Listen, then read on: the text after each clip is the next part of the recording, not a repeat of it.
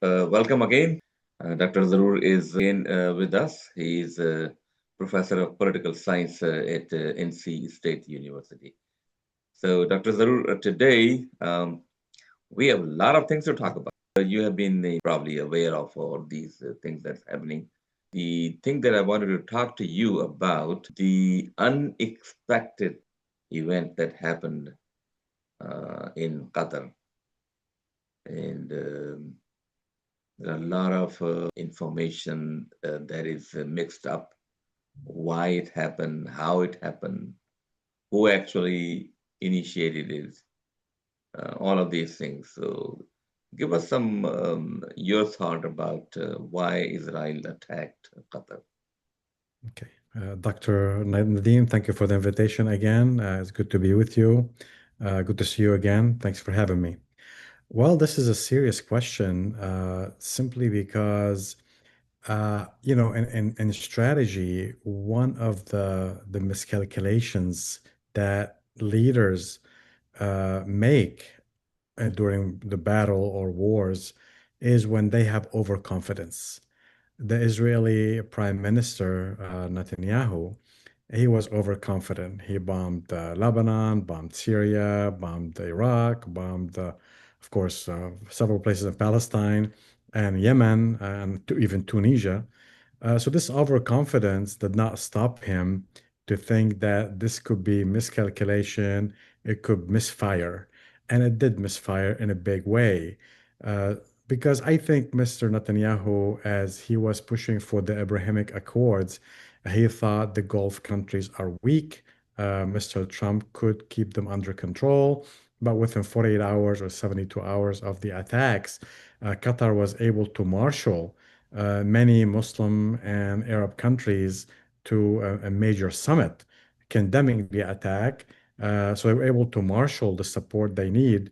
And in fact, the Emir of Qatar did receive a phone call from the White House, and Mr. Netanyahu did apologize and promised to compensate the Qatari officer that died in the attack. So this was a miscalculation on several fronts. First, it overstretched the Israeli budget, it overstretched the Israeli military, it has destroyed the confidence that Israel was building for the last 25, 30 years in the Gulf. That has been shattered. It was hard to regroup or regain that confidence again. On a military level, again, it shows the Gulf countries that have been supported by the US, they realized the US may not be a reliable partner because when they needed the US the most, it did not work. They could not rely on the US. When Iran fired missiles over Qatar, landed in Qatar a couple months back, that was also a tragedy where the Gulf countries could not rely on the US defense system. Yeah, but a lot of people, definitely this is a very detailed thing that you spoke about. But a lot of people think that it seems like it was a collaborative effort, and I am very lightly about using these words because a lot of people are thinking that maybe there was a collaboration between both countries to make that happen. Is that true? You know inside anything about it? I don't know anything from the inside, but the first statement that President Trump said, he said, I'm not happy, quote, I'm not happy with the way things went down. He did not condemn it. He said "Oh, it seems it was planned. He gave the green light. Now, had this attack been successful and Hamas leaders were indeed assassinated, simply he would have taken the credit for it. But right away, immediately, the very next day, even the same evening, Mr. Netanyahu, he associated himself from Trump. He said it's his own decision. The United States was not involved. That's not likely to happen. It's not believable simply because such an attack would not have happened without the White House being in the loop. Mm. Yeah. Anyhow, we don't know much about it because we are not the insider guy, right? So, Precisely. so the effect of that, what happened? That's a standard thing. OIC meeting was called, but nothing happened. They just made a statement, and every time this kind of thing happened, all the Arab so-called Muslim countries they just get together and just issue a statement and then go Yeah, on their way. yeah, nothing happened on the surface. However, what I would say, this brought Saudi Arabia and Pakistan into an alliance. Turkey is thinking about coming into this alliance. Egypt may come into this alliance. So there is a movement. So when I met with Mr. Trump in the White House, excuse me, in New York in the private meeting, and they also met behind closed doors at the UN, that gave the Arab and Muslim countries a lot of leverage. So that attack, I think those Arab countries and Muslim countries for the first time gained the upper hand diplomatically, and they did achieve a lot of points at the UN when England, Canada, New Zealand, France all recognized the state of Palestine. That was the end goal. And the statement or the 20 points that Mr. Trump announced at the White House a few days ago, even though it does not create a Palestinian state, it has ended the war. The war ended about an hour ago. Mr. Trump now is condemning Israeli violations against the continuing attack on Gaza. So they did gain some points, but of course, nothing happens. They know very well they cannot militarily go against the Israeli military because they don't have the weapons. The weapons the Arab countries have are American-made weapons, American-made, American-supplied weapons, and the U.S. could turn off these machines, the defense system, anytime at once. You think so? It will happen? They can do I'm that sorry? remotely? Oh, The yeah, weapons. absolutely. Oh, yeah, the sensors, definitely. The U.S. has the codes, so that could shut them down anytime at once. Okay, I'm not aware of that, but maybe it's possible. Mhm, But look at the coalition of between Pakistan and Saudi Arabia. After that, soon the so-called Field Marshal of Pakistan Army and the mhm, Prime Minister, they ran to meet Trump, and I don't know what happened because there is no statement came out after the meeting. mhm. Right. So they actually got protection because those are not pretty legitimate. The government of Pakistan is not uh, pretty legitimate on what they're standing on.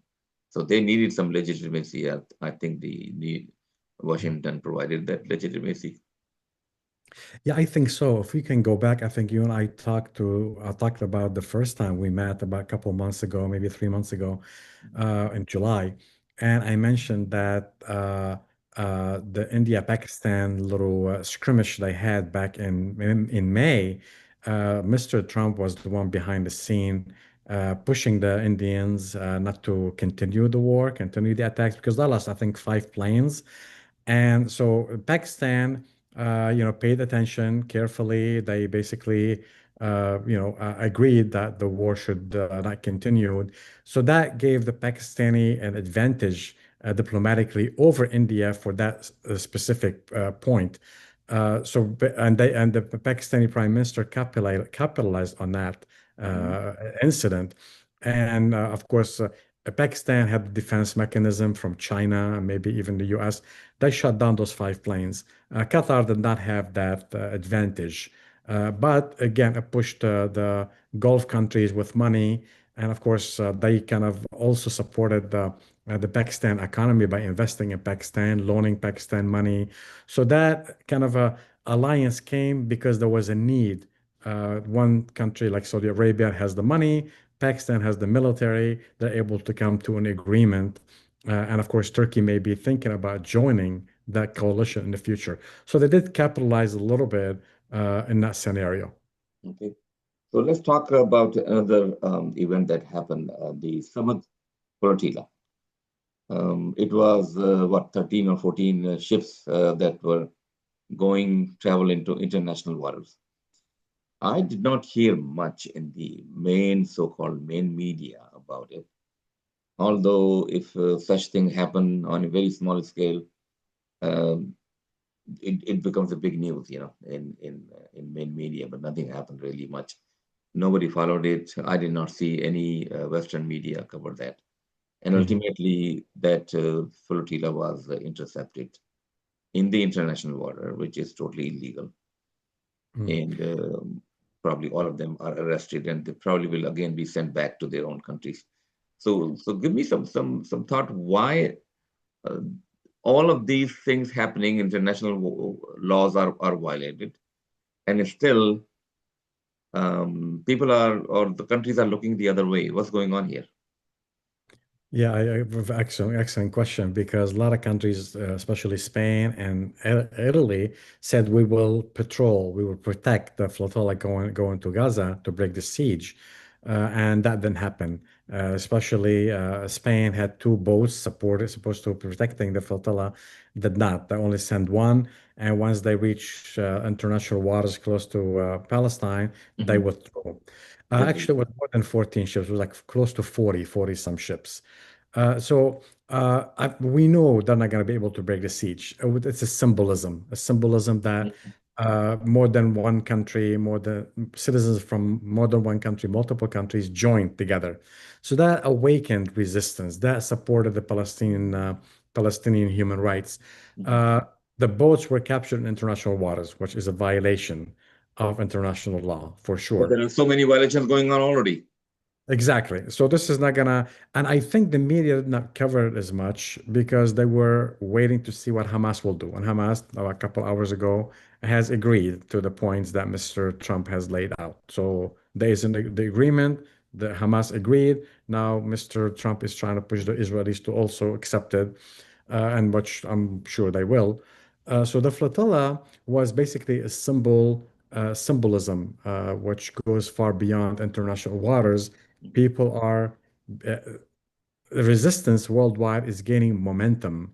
The United States needed this peace treaty between Hamas and the Israelis because on international level, the U.S. has been marginalized, has been weakened because the only two countries that support or continue to support the genocide that was going on in Gaza was the U.S. and Israel.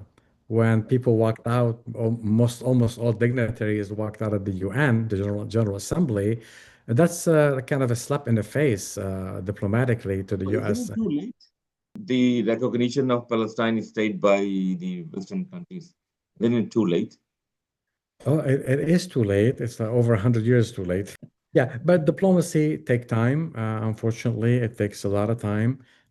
We just have to diplomatically work on it as leaders change, come and go. The momentum is lost. We have seen from say 67, we had the 73 war, we had the Camp Davis, we had the 1982 Israeli invasion of Lebanon. We have seen five wars with Hamas. We have seen the Gulf Wars twice.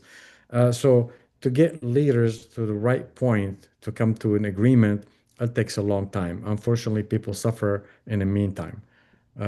However, I think we are in a better position than we were last week. I think I'm hoping, again, hope is not a plan, but hope is certainly energizes people to work on common grounds. And this time, Palestinian states will exist. I don't know how or how with the parameters or geography, but it will exist within 1967 borders.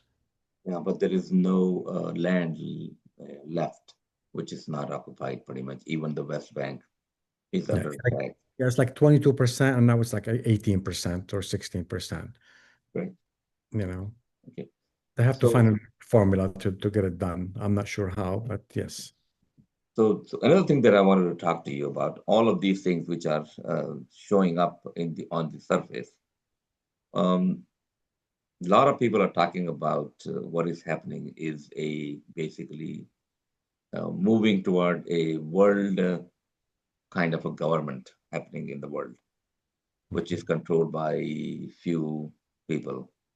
Of course, the some of the countries, we know already, which may be involved in there. And Zionism is one of the um, key name which is appearing all the time, particularly after the First World War. What happened with the economy and the banking system, how it was set up. Many banks were set up, like in England and in the USA. The banking system that we call federal bank is really not a federal bank, it is a private bank. and the way it was given the authority to deal with the economy system of the USA. And then slowly the education system was captured, and then the economy was captured by the same group. This is what people claim. I'm not sure. You may know insight. What is Zionism, and is it a political movement? Is it a Jewish movement? Is it a Muslim movement? I don't have much information about it. Maybe you can throw some light on that. Yeah, it's an international movement, mainly Jewish groups, but not the only groups supporting this. Christian Zionism is fueling this, supporting this economically, financially, politically. So it's not just Jewish groups; it's a Christian Zionism from the West, England, Canada, the U.S. Certainly, those are the groups. It started as a Jewish movement that want to basically find a homeland in Argentina or Uganda or Palestine as another option. But in reality, it was hijacked by the major powers at the time. England, for example, in 1907, there was a big conference in Berlin, and the big powers, France, England, Germany at the time, said, "Oh, well, let's conquer the Middle East, but we have to have a a colony in the heart of the Middle East, and the Zionists said, "Oh, we can handle that piece of property." So the Jews were kind of left aside, but they offered themselves as the key to have that colony, to master the colony. So in reality, it's the Western European imperial powers that placed Israel, and they could basically marginalize Israel anytime they want. Whenever their interests at stake, they could marginalize Israel, weaken Israel. We have seen that in 81, 82, when Mr. 81, I think, or 82, when Saudi Arabia wanted to buy AWACS, like I planes, remember that, yeah. and the Israelis said, "Oh no," they protested Mr. Reagan, and Reagan said, "No, America first." So he was able to do that. Begin did not want to negotiate peace with Sadat in 1977, 78, 79. Jimmy Carter said, "It's an American interest. We got to do it." So when Bush Sr. became president, he refused to grant Israel $10 billion for settlements unless they make peace with the Palestinians. So anytime the U.S. interest or American or Western interest is at stake, the U.S. will assert, the Western powers will assert themselves. So 1907 conference, the Western powers planted Israel, began to support it, and of course, the Prime Minister of Israel, of England at the time said, "Oh, he pushed for it," sending, of course, Balfour to push for it in the Arab world, and it worked. But it's an experiment for the Western imperialism designed by the British. But it's not all Jewish groups; it's also non-groups. And if it wasn't for Arab Zionists, Israel could not be in power, as long as So, it so, lasts. so, so what I am seeing right now that the Muslim countries, so-called, they were actually left behind. The Palestine was basically given to the so-called Jewish people, which are actually the Zionist people, in my opinion.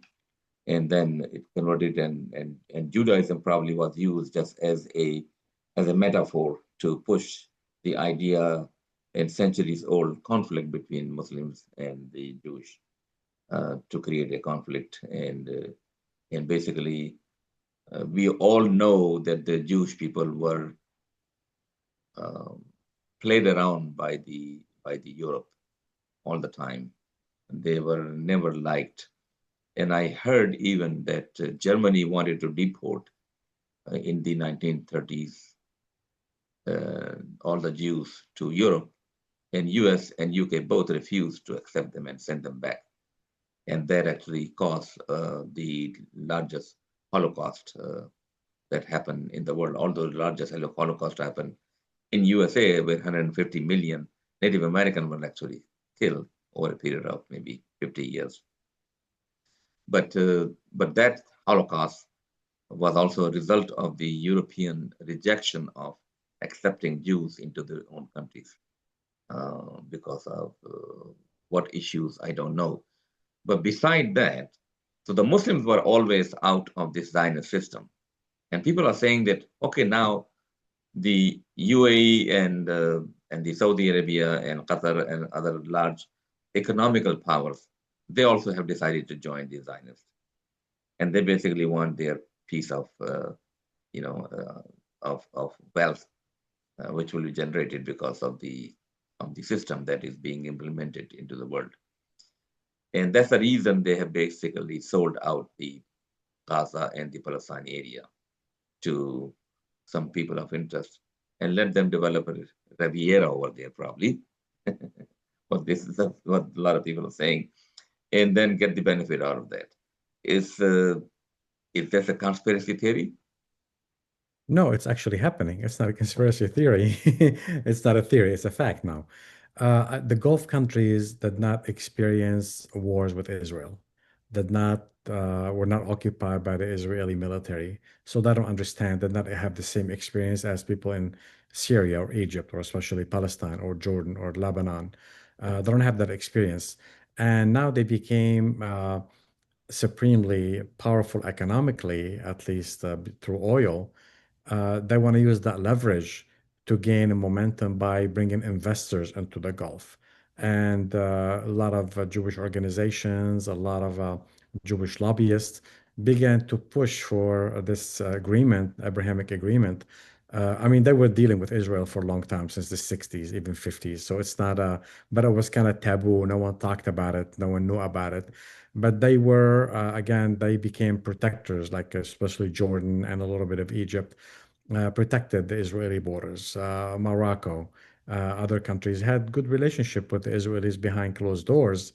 Even now, during the genocide, countries like Mauritania, even places, some circles in Morocco, in the Gulf countries, even Jordan, secretly they're talking to the Israelis, and we know, and they are pushing to push the Palestinians out of Gaza. Some of them, they realized it's not going to happen. It's going to lead to a wider war if that happens. So the Gulf countries, because of their money and investments in world markets, they have to work with the Zionist groups. And they did exactly that, not realizing that once you bring Zionists into your countries, they will kind of control the economy for a while. And I know there's a division I was in the United Arab Emirates in April of this year, and I was talking to a person, which is a taboo to talk about it, from Emirat, from Dubai. And I said, what's the Abrahamic Accord? How is it going? And he said, it's a taboo. We don't talk about it because we realize it's divided country now. Some said, oh, the Abrahamic Accord was good. And the other side said, no, we've been duped. We've been duped. We were lied to. Now our businesses, our investments, everything is controlled by outsiders and not by That's the Emiratis themselves. reason I was talking to about this. I was reading about the where the money is coming from, and I heard that there is a company established over there in UAE, MGX or MGE company, which is actually invested also in TikTok Mhm. to Yes. purchase and stop the freedom of speech, basically in the US, which was a Mhm. big problem for Israel also. Mhm. And now it has been taken over by them, basically. But the money actually came from MGX company. What is this MGX? Where is this coming from? And they are I'm part of the Zionist system now. I'm not really sure. I'm not really sure. I don't know too much about it. But just my sources, the one I spoke to when I was at the conference, they said we thought we will be in a good relationship with the Israelis, but we cannot trust them. And Qatar, the attack on Qatar proves exactly that point. No matter how many agreements you sign with the Israelis, they will find a way to violate it. Muslims and Jews always lived together until last Yes, century. yes, Not a yes. problem. And when It's not a Judaism and Islamic problem. I don't think so. exactly. Yeah. I mean, Yeah, if it was, you have 2+ billion Muslims and you have, I don't know, 16 million Israelis correct, or Jews. correct. So it's not a religious war. If it Yeah. was, again, And Muslim always refuse Jewish Jewish when they were expelled from Spain, well, fine. Yeah. and also in the Second World War, they were actually invited. First World War, they were actually invited to live in Palestine, and they were Exactly. refused. Salahuddin always brought them back when they were thrown away by the Templar, and Caliph Umar brought them back when he took Well, over. yes, So absolutely. it always been a good relationship and Muslims have been very, very good with the Jewish. So I don't think so. It is a Jewish and Exactly. Islamic Because or see, Muslim see, problem. Jews like Christians, they're people of the book. We have a duty to work with them. We are Mhm. required to work with people of the book. We are recommended to work with people of the book. So it's never a religious war. And in fact, when the Crusaders came, who they took refuge in mosques, and it was the Muslims that protected them. Of course, Spain, you mentioned Spain.